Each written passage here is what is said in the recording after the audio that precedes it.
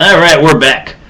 So the next thing we have on Raw, we have JBL comes to, or Rey Mysterio comes out, and then JBL comes to the ring in his limo, and William Regal and Layla are with them because our next match is going to be William Regal versus Rey Mysterio. And what was funny before the match started was JBL like goes to the announcers table, shakes Lawler's hands, and he's like, and then Cole wants to shake his hand, and JBL's like, whatever, and then JBL's like, "Hi, King, Queen." That was great. So we get to William Regal versus Rey Mysterio. A good little short matchup here between these guys.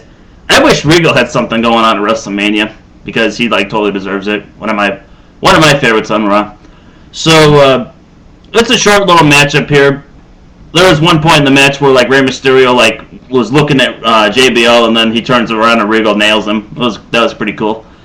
And Rey Mysterio wins the match with a 619, but I thought this win was actually kind of cowardly. Regal hit Rey with a knee, and Rey was down, kind of groggy, not knowing where he was, and Regal wanted to keep going after him, and then the ref's oh, stay back, he's pushing Regal back, and then when Regal finally goes up to him, Rey kicks him in the head, and then proceeds to beat him down to get him with the 619 and win the match. So I thought that was kind of a cowardly win, but what can you do? So then after the match, JBL gets up from the announcer's table, and he's clapping and then applauding that Rey won, and then Rey drop kicks him through the ropes. So again, a cheap shot by Rey Mysterio. So obviously Rey's not turning heel. He got cheered for this, but I thought this was cheap shots on Rey Mysterio's part. So next we get The Undertaker in the ring, and Undertaker finally, one of them finally said something about that casket match from the Royal Rumble 1998 that injured Shawn Michaels' back. Because Undertaker was he's like, "You're right, Shawn." He's like, "I've never beaten you, but the last time, we were, in battle, you were, your back was injured at home for 5 years." So I thought that was cool that they finally said something about that. But what was even though that was really cool, what else did Undertaker say? He talked about how Michaels is obsessed with beating Mr. WrestleMania, and how he has to end the Undertaker streak to satisfy his ego, basically. And then Shawn has a problem distinguishing reality from fantasy, and blah blah blah. And then this really awesome video airs. That was Shawn Michaels was at a graveyard, and basically he was just running through all the opponents that Undertaker's beaten, and they run through this every week, and basically he comes up to this empty I don't even know the term for it. There's the empty spot in the ground where the dead body goes into. There's no coffin in it or anything, but it's a grave, I guess. It's just a big hole in the ground, and then there's a pile of dirt here with a shovel, and you would bury the person. So he comes up to that, and there's a tombstone up here that says 16-1. So I thought that was really cool. I can't really explain the video that well, but you should look it up and check it out because it was awesome. So, and then after they show that, the Undertaker is standing there real pissed off, and Lawler was plugging how Shawn Michaels, pulled some of the best mind games that the Undertaker's ever experienced in his career or something. So I thought it was a very well done segment. So, what was next?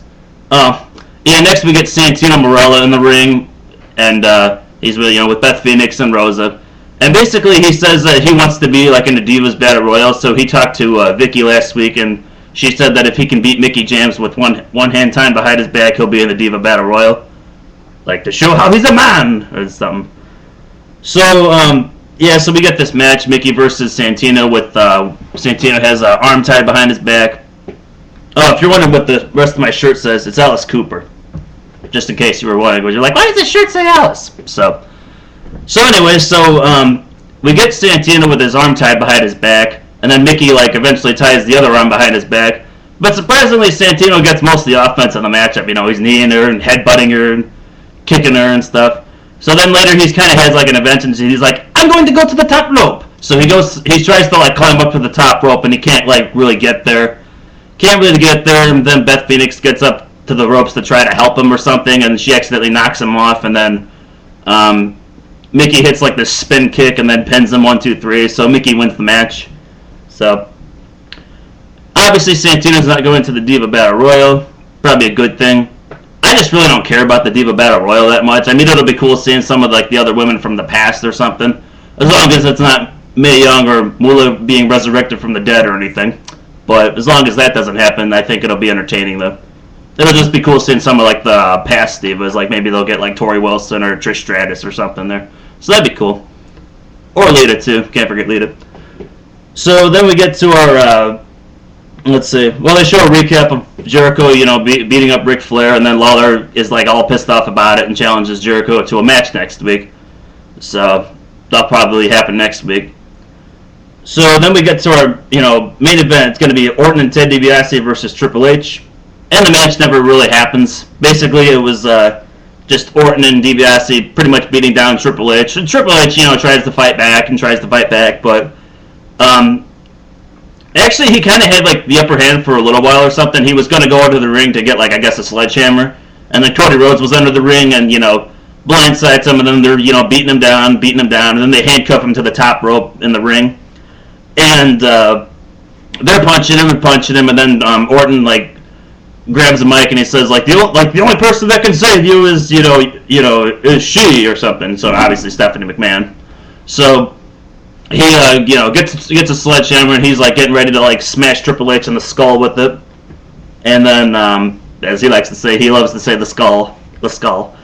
So he's getting ready to hit her with it. And then Stephanie comes out and she's like kind of begging him not to hit him with it. And Triple H is yelling for her to go to the back.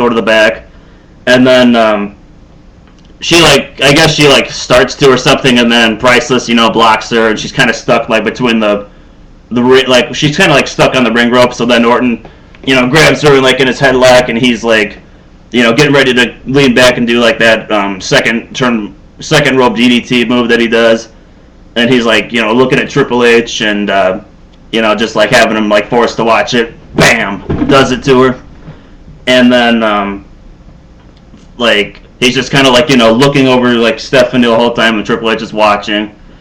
And let's see, what else does he do? He's like looking at her, and then he gives her a kiss like on the lips.